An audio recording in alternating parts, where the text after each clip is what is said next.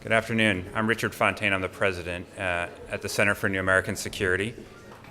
And we're privileged today to have as our keynote speaker Ambassador Susan Rice, the President's National Security Advisor. Ambassador Rice has spent her distinguished career combining leadership, action, and scholarship, and today she stands at the very center of American foreign policy. As National Security Advisor, Ambassador Rice oversees the National Security Council staff. She chairs the Principals Committee. She provides the President's daily national security briefing, and she has responsibility for coordinating the administration's foreign policy, intelligence, and military efforts. Prior to her current position in the White House, Ambassador Rice served for 4 years as a U.S. ambassador to the United Nations, during which time she led America's diplomatic efforts on a number of very consequential issues, including UN sanctions against Iran and North Korea, the multilateral intervention in Libya, Southern Sudan's independence referendum, and many other issues. Before her tenure at the United Nations, Ambassador Rice was a senior fellow at the Brookings Institution. She held a number of senior foreign policy leadership positions during the Clinton administration, including Director for International Organizations and Peacekeeping on the NSC staff, Special Assistant to the President and Senior Director for African Affairs, and then Assistant Secretary of State for Africa.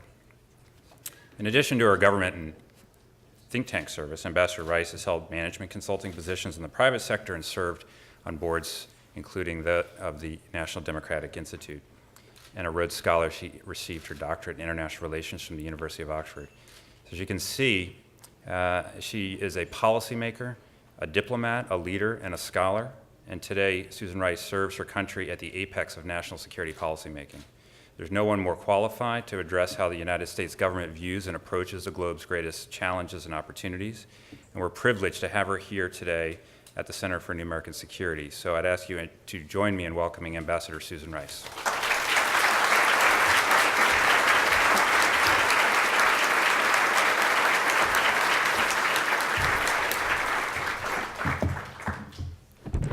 Good afternoon, everyone.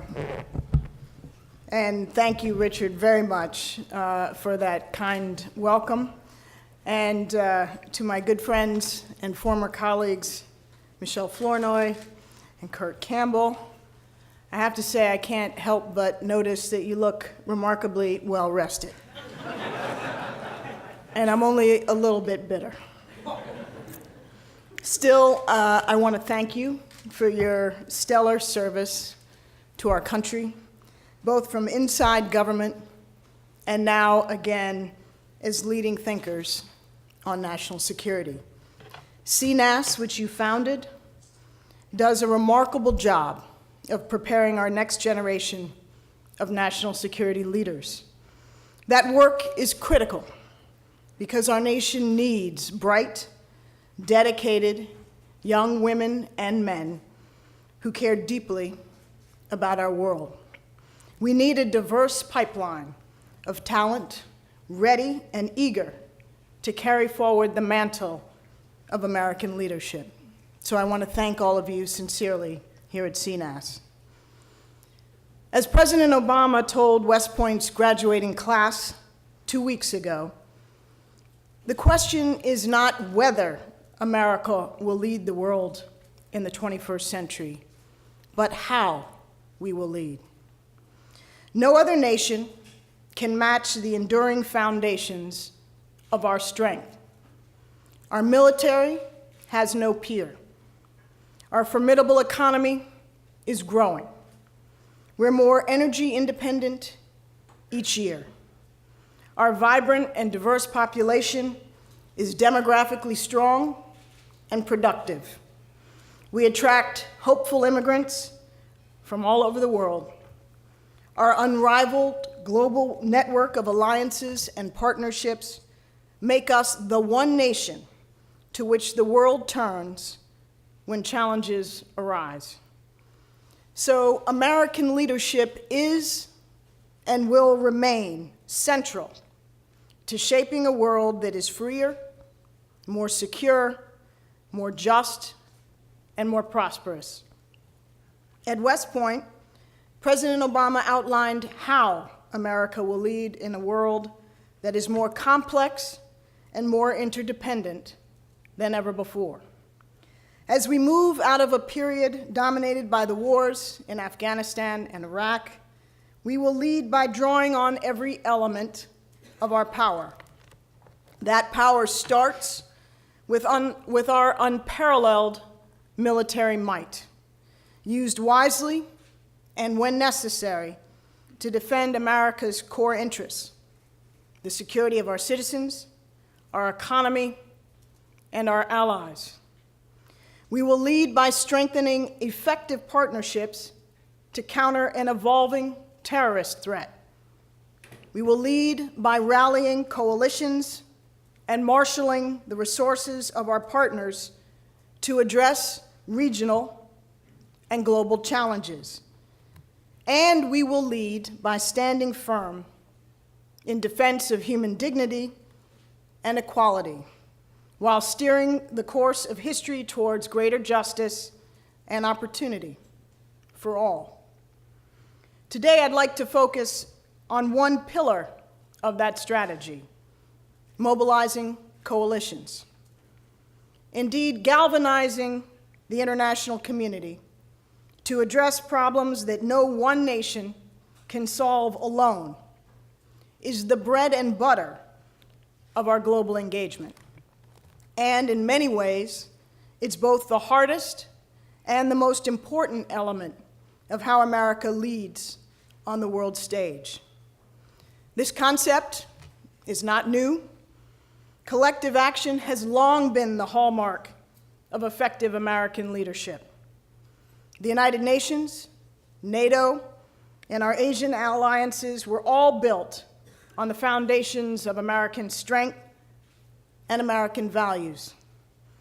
American leadership established the Bretton Woods institutions and supported open markets, spurring a rapid rise in global living standards. Nor is this approach the province of any one political party. It was President Reagan who negotiated the Montreal Protocol, hailed today as our most successful international environmental treaty.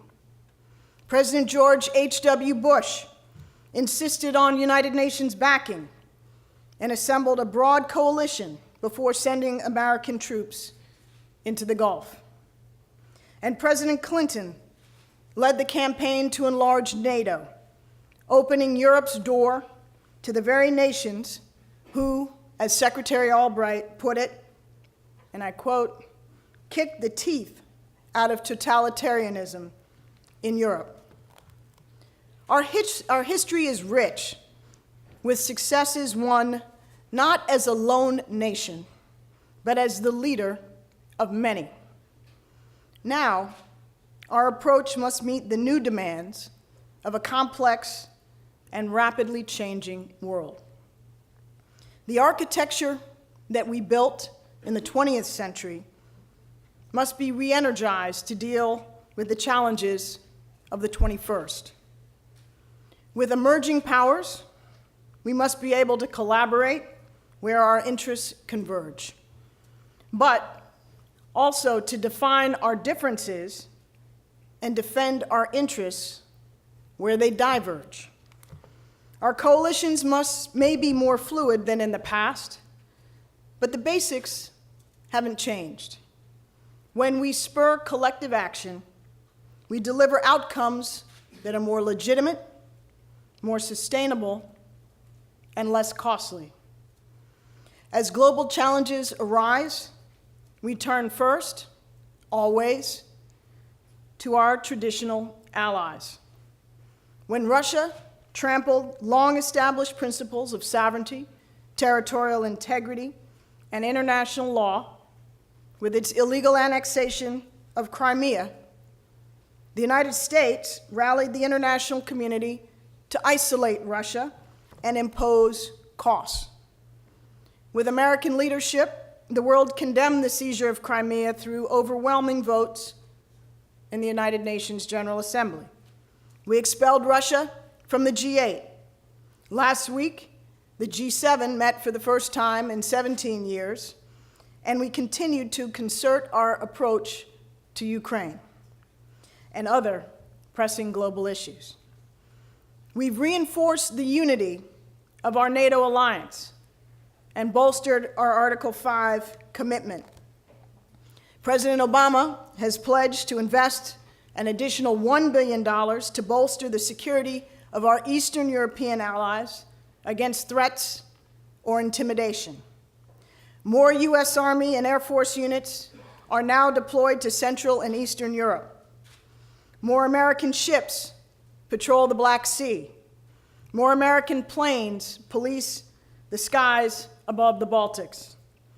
And meanwhile, with the support of the international community, Ukrainians now have the chance to write a new chapter in their history. By working in lockstep with the European Union and other partners, we impose sanctions that are biting the Russian economy. The IMF, the World Bank, and private sector estimates all suggest that between $100 and $200 billion in capital will flow out of Russia this year as investors move their money to more reliable markets. Russia's economy contracted in the first quarter, and the IMF has declared that the country is likely in recession. Its credit now rates just above junk status. Russia has lost standing, influence, and economic clout by the day. With our closest partners, Europe, the G7, and other key allies, we continue to send a common message.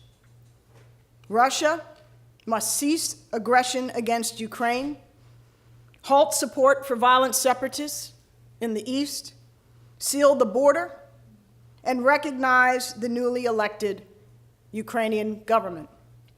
If Russia does not, it faces the very real prospect of greater pressure and significant additional sanctions. The speed and unity of our response demonstrates the unique value of America's leadership. Unilateral sanctions would not have had the same bite as coordinated efforts with the European Union. American condemnations alone do not carry the same weight as that of the bulk of the United Nations General Assembly. Bilateral U.S. assistance to Ukraine could not match the roughly $15 to $17 billion IMF program. And for our Eastern allies, American security guarantees are most powerful when augmented by NATO's security umbrella. The United States' commitment to the security of our allies is sacrosanct and always backed by the full weight of our military might. At the same time, we expect our partners to shoulder their share of the burden of our collective security. Collective action doesn't mean the United States puts skin in the game while others stand on the sidelines and cheer. Alliances are a two-way street, especially in hard times when alliances matter most. As we approach the NATO summit in Wales this September, we expect every ally to pull its full weight through increased investment in defense and upgrading our alliance for the future. Europe needs to take defense spending seriously and meet NATO's benchmark, at least 2% of GDP, to keep our alliance strong and dynamic. And just as we reassure our allies in the face of Russia's actions, we must upgrade NATO's ability to meet challenges to its south, including by reinforcing the President's commitment to build the capacity of our counterterrorism partners. Likewise, our historic alliances in Asia continue to underwrite regional stability as we move towards a more geographically distributed and operationally resilient defense posture. In the face of North Korea's increasing provocations, we've developed a tailored deterrence strategy and counter-provocation plan with South Korea.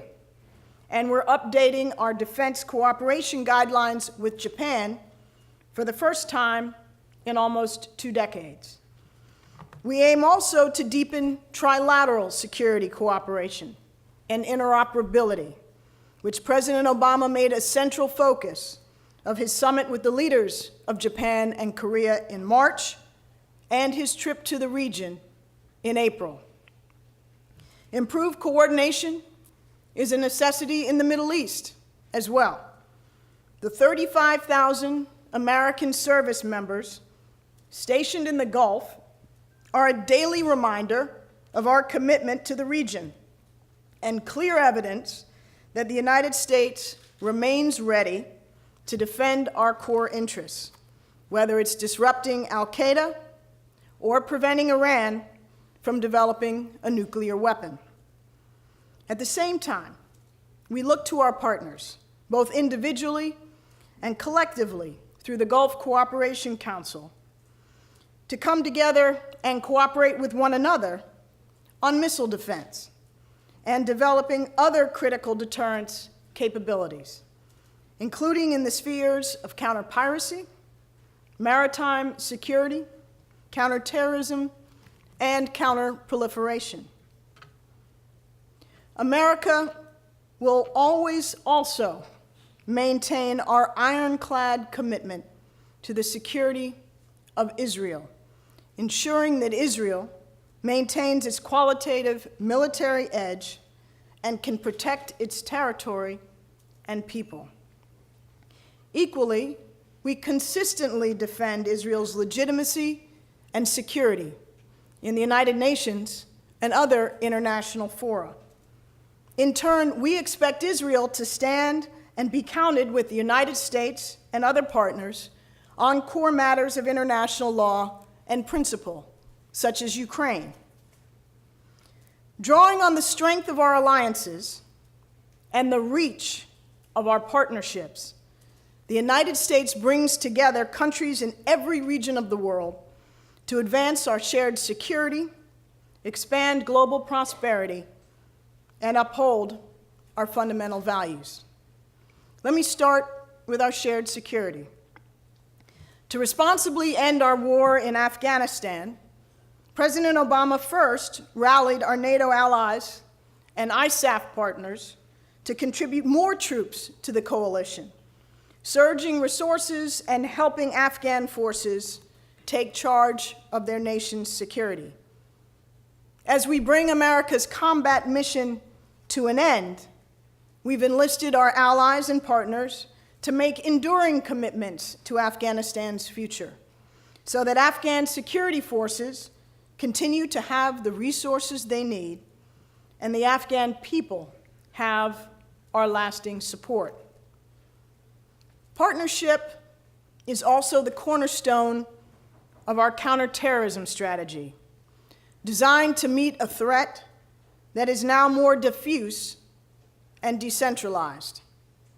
Core al-Qaeda is diminished, but its affiliates and offshoots increasingly threaten the United States and our partners, as we're witnessing this week in Mosul.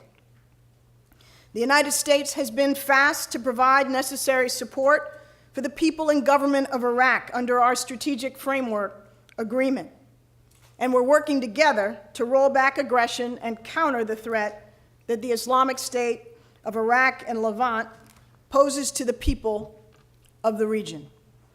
Yet, as President Obama said at West Point, we must do more to strengthen our partners' capacity to defeat the terrorist threat on their home turf by providing them the necessary training, equipment, and support.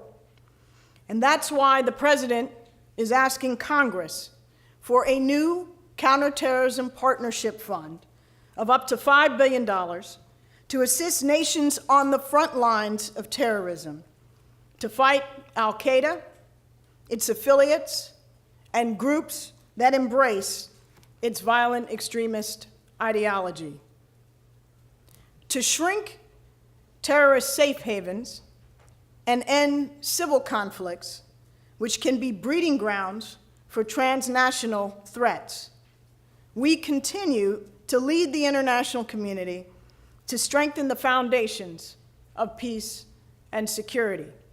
The U.S. is the largest supporter of United Nations peace operations, which both reduce the need for the United States to deploy our own armed forces and mitigates the risks that fragile and failed states can pose. When violence in South Sudan broke out in December and the world's youngest nation reached the brink of all-out war, the United States led in the Security Council to augment the UN mission in South Sudan and refocus it on protecting civilians, while at the same time we recruited, trained, and equipped additional peacekeepers. Since December, nearly 2,000 more troops have surged into South Sudan, with approximately another 1,700 expected this month. In Syria, by contrast, we've seen the failure of the United Nations Security Council to act effectively, as Russia and China have 4 times used their vetoes to protect Assad. With fighting escalating, terrorist groups associated with al-Qaeda are gaining a greater foothold in Syria. The horrific humanitarian costs are mounting, and the stability of neighboring countries is threatened.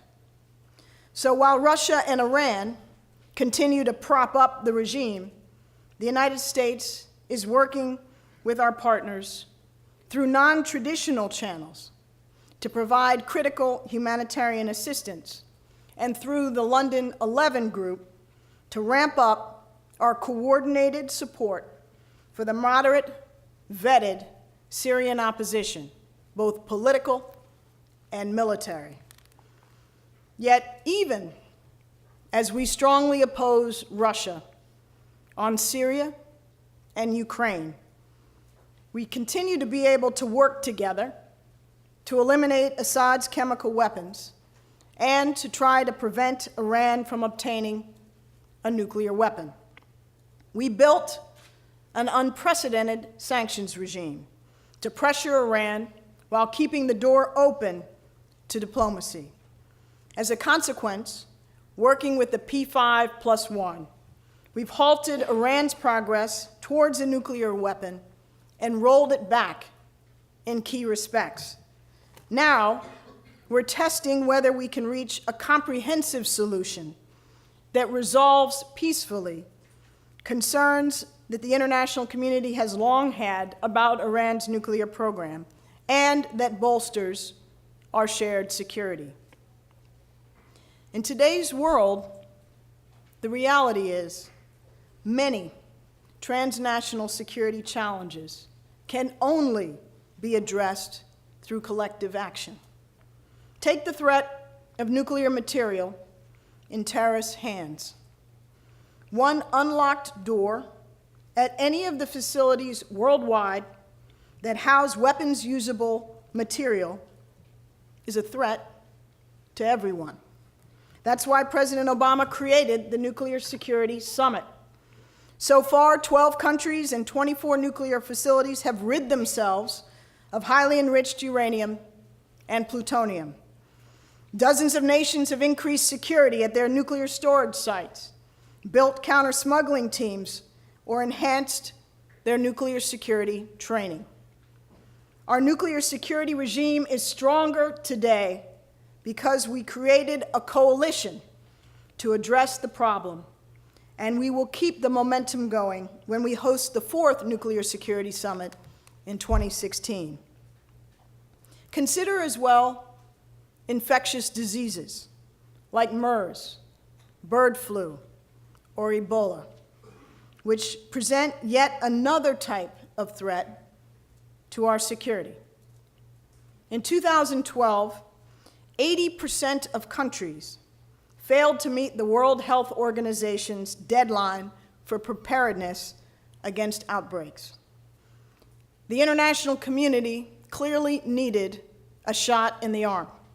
So the United States brought together partners from more than 30 countries and multiple international institutions to develop and launch the Global Health Security Agenda, which was unveiled this past February.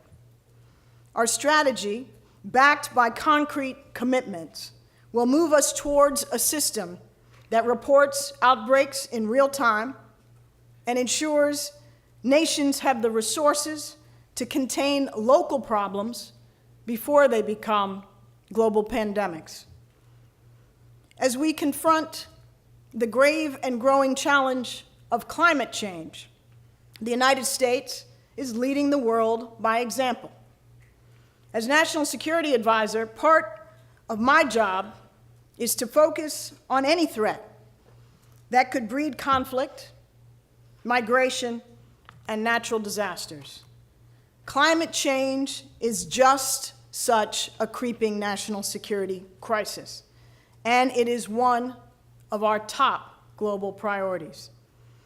Our new rule, announced last week, to reduce carbon pollution from power plants by 30% compared to 2005 levels, is the most ambitious climate action ever taken by the United States.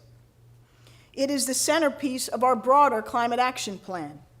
And as we work towards the meeting in Paris next year to define a new global framework for tackling climate change, we're challenging other major economies to step up as well. We're working intensively with China, the world's biggest emitter, to bend down their emissions curve as fast as possible. We've built international coalitions to address short-lived climate pollutants like black carbon, HFCs, and methane. And we've led in encouraging private sector investment in green infrastructure projects overseas while reducing incentives for high-carbon energy investment. Our security also relies on defining and upholding rules that govern our shared spaces, rules that reject aggression, impede the ability of large nations to bully small ones, and establish ways to resolve conflicts peacefully. A key element of our Asia rebalance is collaborating with our partners to strengthen regional institutions and international norms. That's why we're working with ASEAN to advance a code of conduct for the South China Sea that would enhance maritime security, reinforce international law, and strengthen the regional rules of the road. Similarly, we're building partnerships to set standards of behavior to protect the open, reliable, and interoperable internet, and to hold accountable those who engage in malicious cyber activity. That's why we're working with our partners to expand international law enforcement and ensure that emerging norms, including the protection of international property and intellectual property and civilian infrastructure, are respected in cyberspace.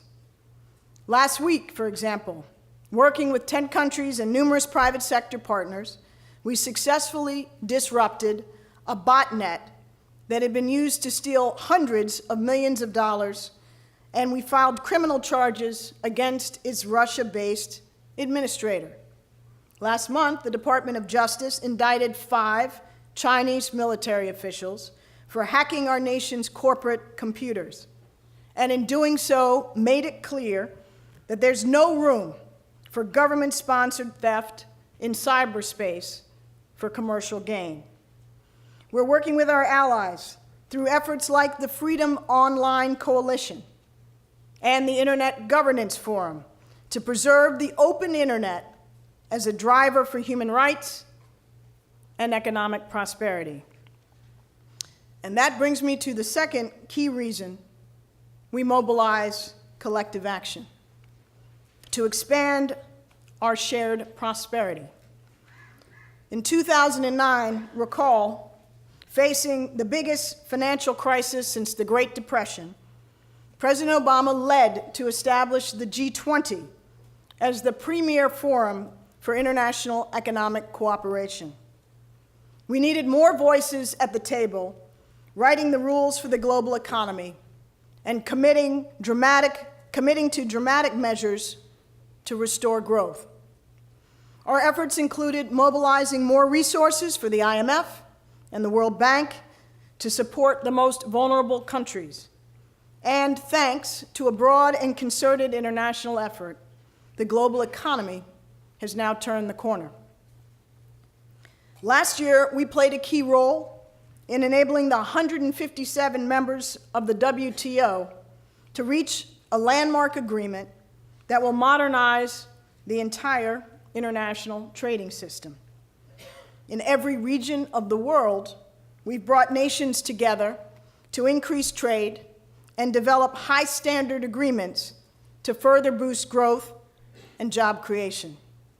This is a key pillar of our rebalance to Asia, where we're working with 12 economies representing almost 40% of global GDP to finalize an ambitious Trans-Pacific Partnership.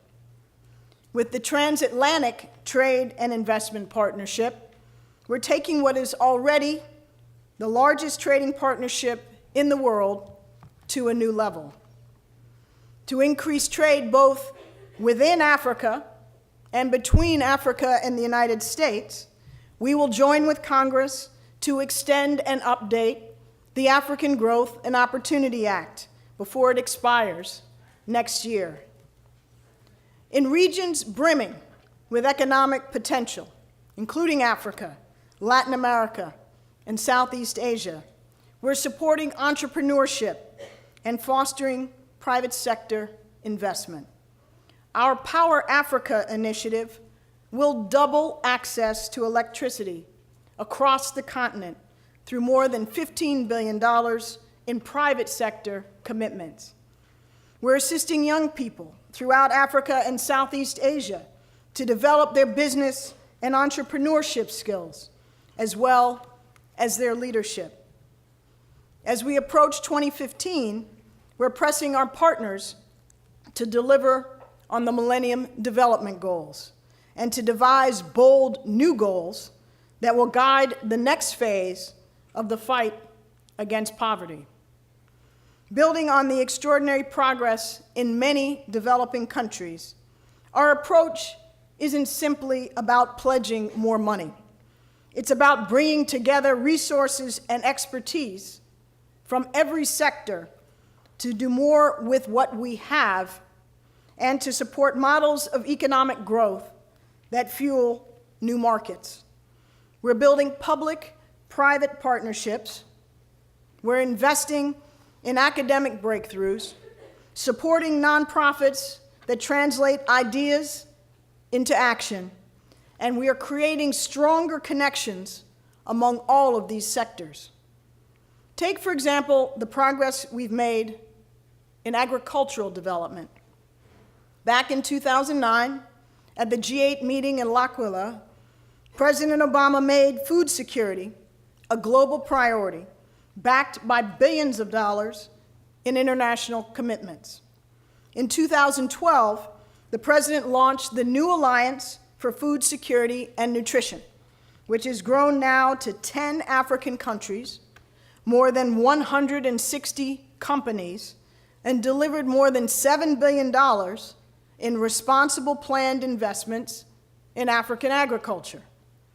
And through our Feed the Future partnerships, millions of smallholder farmers are planting better seeds, utilizing better fertilizers, and seeing their incomes rise.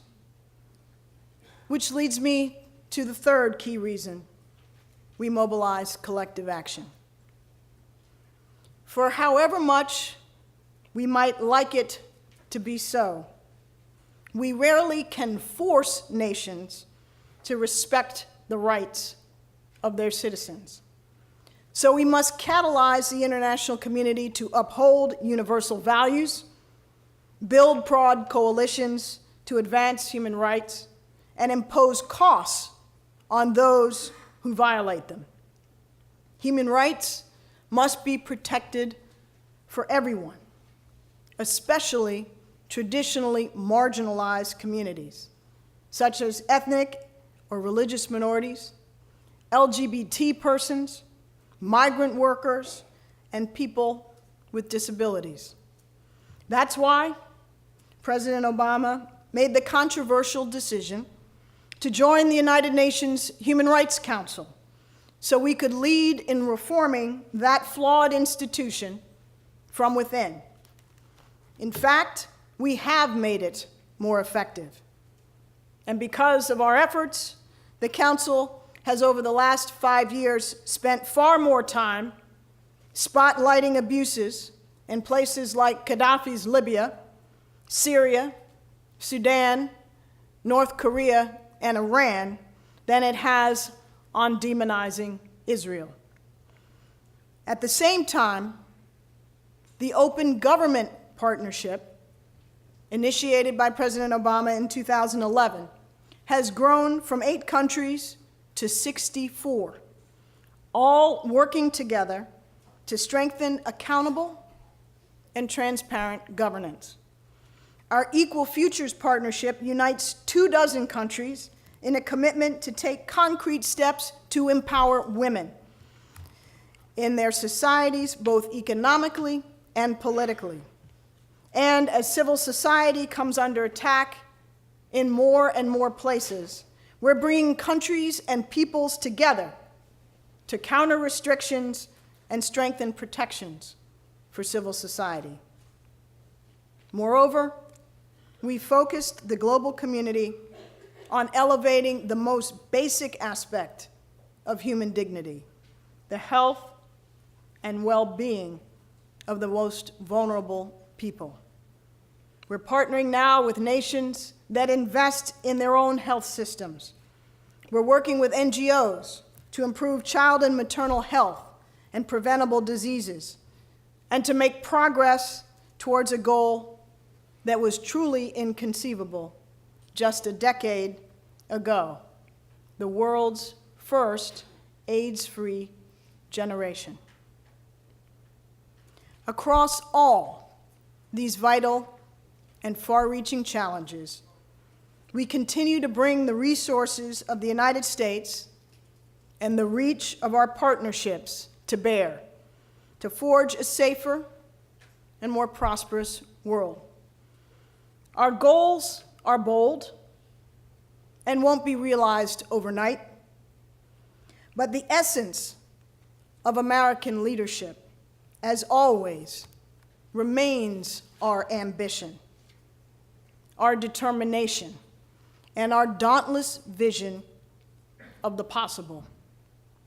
Whether that's the pursuit of a world free of nuclear weapons, a world where extreme poverty is no more, where people are free to choose their own leaders, and where no child has his or her potential cut short by the circumstances of her birth.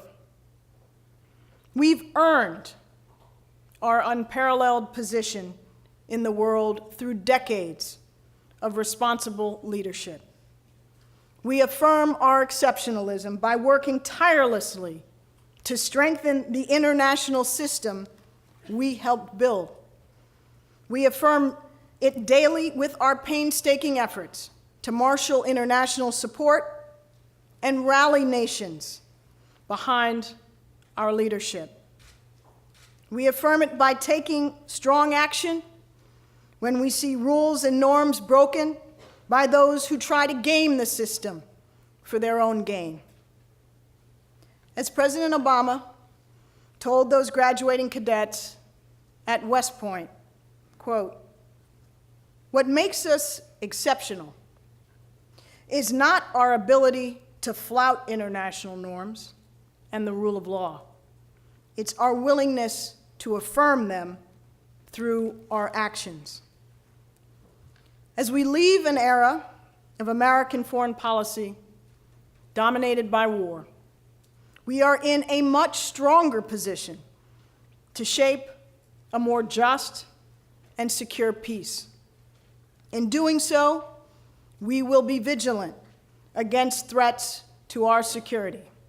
But we also recognize that we are stronger still when we mobilize the world on behalf of our common security and our common humanity.